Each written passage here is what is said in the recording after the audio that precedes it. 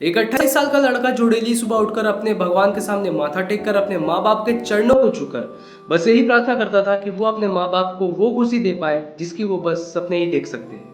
वो बस इतना चाहता था कि उसकी वजह से उसके माँ बाप समाज में फख्र से सर ऊंचा करके चल सके। लेकिन 22 फरवरी की सुबह जब घर के कमरे का दरवाजा खुलता है तो वो सारे सपने, वो सारी उम्मीदें कुछ चंद इंच चौड़ी और कुछ मीटर लंबे दुपट्टे की एक छोर में पड़ी एक गांठ से पंखे में लटकी हुई मिलती है। ये कहानी है उत्तर प्रदेश के ब्रिजेश पाल की, जो बहुत ही ज्यादा पढ़ा लिखा लड़का था, बहुत सारी डिग्रियां थी उसके पास, लेकिन सुसाइड करने से पहले उसने सारी की सारी डिग्रियों को जलाकर राख कर दिया, क्योंकि ये डिग्रियां बस समाज में दिखाने के लिए ही थी। उससे ना उसका घर चल पा रहा था और ना ही उसे नौकरी मिल पा रही थी। फिर उसने सोचा कि हमारी गवर्नमेंट तो है, आखिर हमने उन्हें वोट देकर इसीलिए ही तो बैठाया कि वो हमारी मदद कर सके। फिर उसने सोचा क्यों ना गवर्नमेंट जॉब की तैयारी की जाए, तो उसने यूपी पुलिस रिक्रूटमेंट की फॉर्म भरी। बहुत ही उम्मीदों के साथ उसने पढ़ाई की, घंटों महीनों सालों लगाकर उसने बड़ी मेहनत से पढ़ाई की। लेकिन जब एंड में एग्जाम का दिन आता है तो पेपर लीक हो जाता है। उसकी उम्मीद वहीं पर टूट जाती है, जिसकी वजह से उसे ये कदम उठाना पड़ा। Similarly NEET 2024 failure, UGC NET 2024 failure, SSC GP constable failure, MP Vyapam scam failure, Rajasthan REET failure, इतनी लंबी लिस्ट है कि क्या क्या बताऊं, पूरा का पूरा पहाड़ बना हुआ एग्जाम फेलियर का। फिर जब अभी 24 जुलाई 2025 को एसएससी सिलेक्शन फेज 13 का एग्जाम हो रहा था, उसमें भी इतनी सारी गलतियां। कहीं पे एग्जाम्स कैंसिल हो गए, कहीं सर्वर काम नहीं कर रहा, कहीं माउस काम नहीं कर रहा, कहीं कुछ। और इसके खिलाफ जब टीचर्स ने आवाज उठाई तो उन्हें सपोर्ट करने के बजाय, उन्हें सोल्यूशंस प्रोवाइड करने के बजाय उनके ऊपर लाठीचार्ज किया गया, उन्हें मारा गया, पीटा गया। इतनी बेरहमी से मारा गया कि एक सर का तो हाथ तक टूट गया। उन्हें घंटों पुलिस स्टेशन में ले जाकर बैठाया गया, जैसे कि वो देश के टीचर नहीं बल्कि क्रिमिनल्स हो। इन सारी चीजों के ऊपर हम आगे डिटेल में बात करेंगे। लेकिन क्या इस देश का स्टूडेंट अपने हक के लिए लड़ भी नहीं सकता? क्या वो अपनी सरकार से इतनी भी उम्मीद नहीं रख सकता कि सरकार उन्हें अच्छी नौकरी प्रोवाइड कर सके? इस देश में आज ब्रिजेश पाल एक कहानी है, लेकिन हजारों लाखों करोड़ों ब्रिजेश पाल इस देश में मौजूद हैं। क्या उन सारे ब्रिजेश पाल को उनकी हक की नौकरी, उनकी हक की रोटियां मिल पाएंगी, या फिर सारे सपने फिर से एक बार पंखे पे लटके मिलेंगे? और आज का यही सवाल है। बच्चों के लिए रो रहा हूँ, तुम्हारे बच्चों के लिए रो रहा हूँ। पुलिस ने लाठीचार्ज की है, सर का हाथ टूट गया है।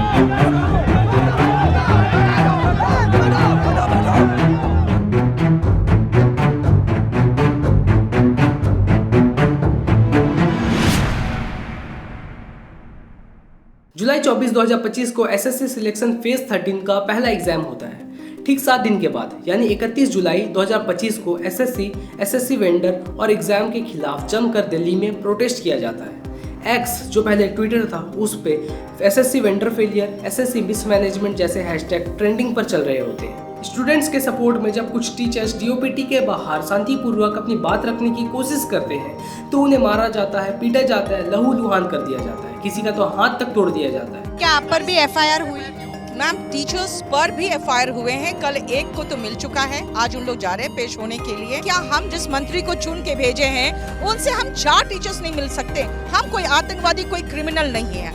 मुद्दा बस इतना था कि एग्जाम सही ढंग से कंडक्ट क्यों नहीं हो रहे हैं, इतनी सारी धांधलियां, इतनी सारी गड़बड़ी क्यों हो रही है। इसके बारे में जब मैंने पढ़ा और समझना चालू किया तो मुझे ये पता चला, एसएससी यानी कि स्टाफ सिलेक्शन कमीशन एक ऑर्गेनाइजेशन है गवर्नमेंट के अंडर, जो रिस्पॉन्सिबल है गवर्नमेंट मिनिस्ट्रीज और डिपार्टमेंट के अलग अलग पोजीशन में स्टाफ को रिक्रूट करने के लिए, जिसके लिए एसएससी अलग अलग लेवल्स पे एग्जाम्स कंडक्ट करवाती है, जैसे कि SSC CGL, SSC CHSL, SSC JE और भी बहुत सारे हैं। एसएससी का जिम्मा होता है कि वो ट्रांसपेरेंट और फेयरली एग्जाम्स कंडक्ट करवाए, जिससे सही स्टाफ सिलेक्शन हो और मैनेजमेंट भी एकदम परफेक्ट हो, जिससे एग्जाम देते वक्त बच्चों को कोई तकलीफ ना हो। बहुत ही छोटा सा काम है, एकदम सिंपल और सटीक। लेकिन एग्जाम के फॉर्म फिलअप के दौरान एक प्रोसेस आता है बायोमेट्रिक फेस ऑथेंटिकेशन का, लेकिन इस प्रोसेस में बार बार वेबसाइट क्रैश कर जा रही थी। चलो, हम इंडियन स्टूडेंट्स इतने ज़्यादा एक्सेप्टेबल हैं कि हम ये मान लेते हैं कि इतनी ज़्यादा रस होगी वेबसाइट पे, जिसकी वजह से बार बार वेबसाइट क्रैश कर रही है। चलो, नो इशूज़। लेकिन 24 तारीख को एग्जाम है, मगर 22-23 तारीख तक तो एडमिट कार्ड भी अवेलेबल नहीं है। अगर एडमिट कार्ड अवेलेबल है तो उसमें डिटेल्स मौजूद नहीं है, अगर डिटेल्स मौजूद है तो उसमें सेंटर मौजूद नहीं है। अगर सेंटर दिया गया है तो उसमें सेंटर ऐसा दिया गया है कि राजस्थान का लड़का है, उसे सेंटर पड़ा है अंडमान एंड निकोबार। भाई एसएससी ने खेला कर दिया। एसएससी ये चाह रही है कि स्टूडेंट फॉर्म भरने से पहले भी 100 बार सोचे। ये देखो, मेरे स्टेटस आया है कि जो मेरे एग्जाम का सेंटर है वो अंडमान निकोबार द्वीप है। अब मैं राजस्थान से हूँ, अंडमान निकोबार द्वीप कहाँ जाऊँगा भाई? मैं इतने पैसे कहाँ से आएंगे?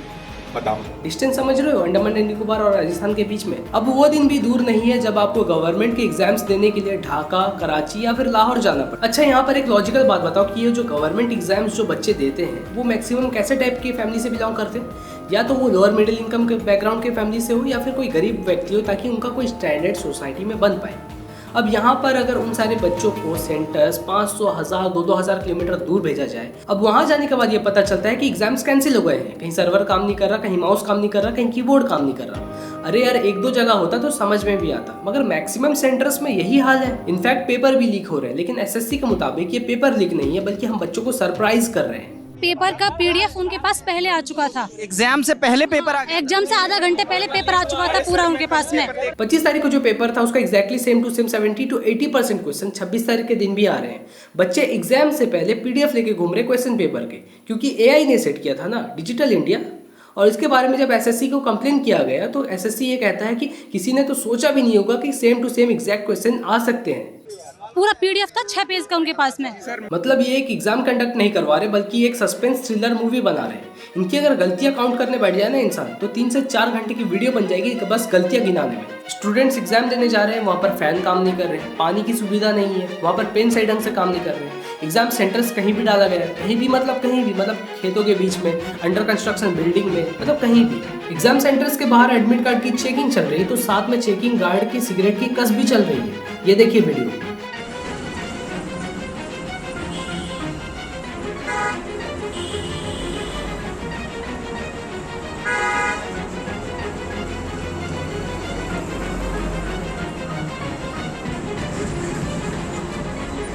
वहीं अगर एग्जाम सेंटर्स के अंदर एग्जाम चल रहे हैं तो साथ में इन्विजिलेटर के रील्स भी चल रहे हैं। इतनी नीचता लेवल पे एग्जाम कंडक्ट करवाया गया कि उसकी कोई हद नहीं। अब हम आते हैं इक्विडिटी पर, जो कि एसएससी का वेंडर है।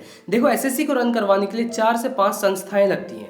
इन सारी संस्थाओं में से एक इक्विडिटी भी है। इक्विडिटी की रिस्पॉन्सिबिलिटी मात्र इतनी है कि वो सारे बच्चों की मैनेजमेंट संभालती है, जैसे एग्जाम्स कैसे कंडक्ट होने वाले हैं, एग्जाम्स का सेंटर कहाँ पड़ने वाला है, एग्जाम सही ढंग से हो रहे हैं या फिर नहीं हो रहे हैं। ये सारी रिस्पॉन्सिबिलिटीज इक्विडिटी ने ली थी इस बार, क्योंकि इससे पहले टीसीएस कंडक्ट करवाती थी, लेकिन 2025 में टीसीएस के साथ टेंडर खत्म होने की वजह से फिर से एक बार बिडिंग करवाई एसएससी ने। एसएससी की इस बार की बिडिंग में इक्विडिटी बहुत ही इजीली जीत गया, क्योंकि एग्जाम कंडक्ट करवाने के लिए जहां पर टीसीएस पर स्टूडेंट 350 रुपए करके चार्ज कर रहा था, वहीं इक्विडिटी पर स्टूडेंट 220 रुपए करके चार्ज कर रहा था। ये सुनने में आपको मात्र 100 रुपए का डिफरेंस लगेगा, लेकिन जिस हिसाब से स्टूडेंट एसएससी में अप्लाई करते हैं, उस हिसाब से एसएससी ने इस कदम को लेकर कई करोड़ों रुपए बचा लिए। लेकिन यहाँ पर फिर से वही सवाल आता है कि क्या कुछ चंद करोड़ रुपए बचाने के लिए क्या हम उन स्टूडेंट के सपनों के साथ खेल सकते हैं? एसएससी ने इस बार एक ऐसे वेंडर को टेंडर दिया जो कि ब्लैकलिस्टेड है, बट ये मैक्सिमम लोगों का कहना है। लेकिन एसएससी चेयरमैन गोपाल कृष्णन का ये कहना है कि अगर इक्विडिटी ब्लैकलिस्टेड होता तो इवैल्यूएशन के दौरान वो पहले ही डिस्क्वालीफाई हो जाता। अब इस बात को हम थोड़े फैक्ट्स के साथ चेक करते हैं। देखो, इक्विडिटी कभी भी ब्लैकलिस्टेड था ही नहीं।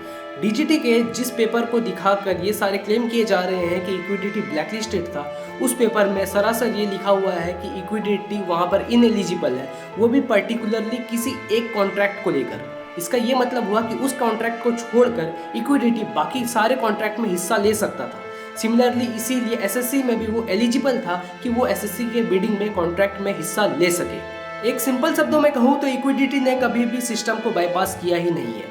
इक्विडिटी सिस्टम के साथ ही चल रहा था। लेकिन यहीं पे सबसे बड़ी दुख की बात है कि हमारे सिस्टम में इतनी ज़्यादा गड़बड़ियाँ हैं, इतनी ज़्यादा लूपहोल्स हैं कि इक्विडिटी जैसे कंपनी जो इतने सारे एग्जाम्स में बार बार फेल होते हुए आ रही है, फिर भी उसे एसएससी जैसे एग्जाम में बिडिंग का मौका मिल रहा है और वो जीत भी जा रहा है। इतनी सारी गलतियां होने के बावजूद भी एसएससी के चेयरमैन बोलते हैं कि इक्विडिटी का पहला बार है, ठीक है, हर पहले बार इंसान से गलती हो जाती है, लेकिन उन बच्चों का क्या जिनका ये लास्ट अटेम्प्ट था? आपकी कुछ गलतियों के कारण किसी का सपना चूर चूर हो सकता है या फिर हो चुका है। मेरा यही कहना है कि टेस्ट करने के लिए हम एग्ज़ाम कंडक्टिंग एजेंसी सेलेक्ट करते हैं। नया एजेंसी जो है अभी जुलाई 24 से अपने पहला एग्ज़ाम कर रहा है, तो पहला एग्ज़ाम होने के कारण इसको हम अंग्रेज़ी में टीचिंग प्रॉब्लम्स बोलेंगे। तो कुछ जगह सिस्टम हैंग हो रहा है, कुछ जगह सिस्टम एग्ज़ाम लेट हो रहा है, और लगभग 200 जगह पे सेंटर्स पे जब एग्ज़ाम पहले दिन शुरू हुआ, 2 सेंटर्स में कुछ प्रोसीजरल लैप्सेस थी, जिसके कारण हमें वहाँ कैंसिल करके उनके वहाँ के स्टूडेंट्स को दोबारा हमें शेड्यूल करना पड़ा। और इक्विडिटी का तो ट्रैक रिकॉर्ड खैर इतना ज़्यादा ख़राब है कि ITI एंट्रेंस एग्जाम 2020 जब करवाया था तो स्टूडेंट ने कहा था कि सिस्टम बार बार क्रैश हो जा रहा है, आंसर सेव नहीं हो रहे हैं और रिजल्ट में भी बहुत सारी गलतियाँ थी और भी सारी गड़बड़ी हुई है इक्विडिटी से। लेकिन अब सवाल आता है कि इसका रूट कॉज आखिर है क्या, क्योंकि ये बात बस इक्विडिटी के लिए नहीं है। बहुत सारे एग्जाम्स में गड़बड़ियाँ होती भी आ रही हैं और वेंडर्स बहुत सारी गड़बड़ियाँ पहले भी करते हुए आ रहे हैं। ये बस SSC के लिए ही नहीं था, क्योंकि पहले ही मैंने आपको वीडियो में बहुत सारे एग्जाम्स के बारे में बताया था। सबसे पहली गलती तो ये है कि गवर्नमेंट बॉडीज़ प्राइवेट बॉडीज़ के ऊपर बहुत ज़्यादा ओवर डिपेंडेंट हो रही है। इतनी ज़्यादा ओवर डिपेंडेंट है कि गवर्नमेंट बॉडीज़ अपना खुद का इंफ्रास्ट्रक्चर तैयार ही नहीं कर रही। गवर्नमेंट जॉब तो जैसे मिल गई है, बस हाँ नौकरी है, एंजॉय करो, आराम करो, बाकी तो प्राइवेट कंपनी संभाल ही लेंगी। दूसरी सबसे बड़ी गलती है ट्रांसपेरेंसी की। ये कॉन्ट्रैक्ट सारे कौन ले रहा है, कहाँ से ले रहा है, कैसे ले रहा है, ये सारे शॉर्ट लिस्टेड जो वेंडर्स हैं ये सही काम करते हैं या फिर नहीं करते, इनके बैक में पास्ट में कैसे रिकॉर्ड रहे हैं ये सारे चेक नहीं हो रहे हैं। पब्लिक को पता ही नहीं है कि कैसा काम चल रहा है। तीसरा है कि कोई स्ट्रिक्ट अकाउंटेबिलिटी है ही नहीं। अगर कोई कंपनी फेल होती है तो उसके साथ मैक्स टू मैक्स क्या होता है कि कॉन्ट्रैक्ट कैंसिल कर दिया जाता है, ना उसके ऊपर कोई पेनल्टी लगती है, ना उसके ऊपर कोई एक्शन होता है, कुछ नहीं। सिमिलरली इक्विडिटी के साथ भी हुआ। पिछले एग्जाम्स में उसमें गड़बड़ी की लेकिन SSC का एग्जाम में फिर से वो जीत गई। लेकिन यहाँ पे तो कोई क्रिमिनल लायबिलिटी या फिर कोई स्ट्रिक्ट एक्शन लिया ही नहीं जाता है, जिसके वजह से कंपनी का अंडर कोई डर ही नहीं रहता है कि हमें पर्टिकुलरली अच्छे से और परफेक्ट एग्जाम्स कंडक्ट करवाने होते हैं, जिसकी वजह से ये सारी घटनाएं हमें देखने को मिलती है। अब जानते हैं कि आखिर इन सारी चीज़ों का सल्यूशन क्या है। देखो बहुत ही ज़्यादा सिंपल है। पहला, एक नेशनल एग्जाम इंफ्रास्ट्रक्चर बिल्ड करना पड़ेगा, एक सेंट्रलाइज्ड गवर्नमेंट ओन्ड जो कि सिक्योर ऑनलाइन एग्जाम सिस्टम होना चाहिए। दूसरा, वेंडर को सिलेक्ट करने से पहले प्रॉपर ट्रैक रिकॉर्ड होना चाहिए, प्रेजेंट पास्ट फ्यूचर सब कुछ का। तीसरा, पेनल्टीज वो भी बहुत ही ज़्यादा स्ट्रिक्ट, कुछ भी हो जाए तो वेंडर के अंडर डर होना चाहिए कि एग्जाम हमें अच्छे से कंडक्ट करवाना है, नहीं तो ब्लैकलिस्ट हो सकते हैं या फिर हमें फाइन पड़ सकता है। चौथा, हर अफेक्टेड स्टूडेंट को minimum financial plus attempt compensation मिलनी चाहिए। पांचवा, पब्लिक ऑडिट। हर एग्ज़ाम के बाद एग्ज़ाम पेपर का एक ऑडिट होना चाहिए, एग्ज़ाम प्रॉपर हुआ कि या फिर नहीं हुआ, क्या क्या गलती हुई है और क्या क्या इन गलती से सीख सकते हैं और इन गलतियों से सीख कर आगे क्या हम ध्यान रख सकते हैं कि दोबारा ऐसी गलती ना हो। दोस्तों देखो, एग्ज़ाम फेलियर एक टेक्निकल प्रॉब्लम नहीं है बल्कि एक सिस्टमैटिक प्रॉब्लम है। एक एग्ज़ाम फेल होने की वजह से किसी का सपना टूट जाता है, किसी की ज़िंदगी ख़राब हो जाती है। हमें एग्ज़ाम्स में अकाउंटेबिलिटी, ट्रांसपेरेंसी और फेयरनेस लानी पड़ेगी, वरना ये साइकिल प्योरली ऐसा चलता रहेगा। और जब तक ये साइकिल रहेगी तब तक आपका और मेरा बस यही सवाल रहेगा कि क्या हमारी मेहनत का मूल बस एक कॉन्ट्रैक्ट है। और अगर आपको आज की ये वीडियो पसंद आई तो इस वीडियो को लाइक करिए, नीचे कमेंट करके अपना ओपिनियन इस वीडियो के लिए ज़रूर दीजिएगा और SSC के बारे में आपका क्या कहना है नीचे कमेंट करके ज़रूर बताइएगा। और इस वीडियो को बनाने में बहुत मेहनत लगती है तो सब्सक्राइब करके प्लीज़ ज़रूर जाइएगा, इसमें कोई भी धांधली या फिर फेलियर नहीं होता है। और अगर आपको ऐसी वीडियोस और देखनी है या फिर आपको ये जानना है कि आप अर्निंग क्यों नहीं कर पा रहे हो, इंडिया अभी भी बहुत ही ज़्यादा गरीब क्यों है, तो ये वीडियो ज़रूर देखिएगा। और आज की वीडियो में बस इतना ही। मैं आपसे मिलता हूँ सवाल की दूसरी वीडियो में। तब तक के लिए हंसते रहिए, मुस्कुराते रहिए और पूछते रहिए सवाल, क्योंकि खामोशी बदलाव नहीं लाती। जय हिंद।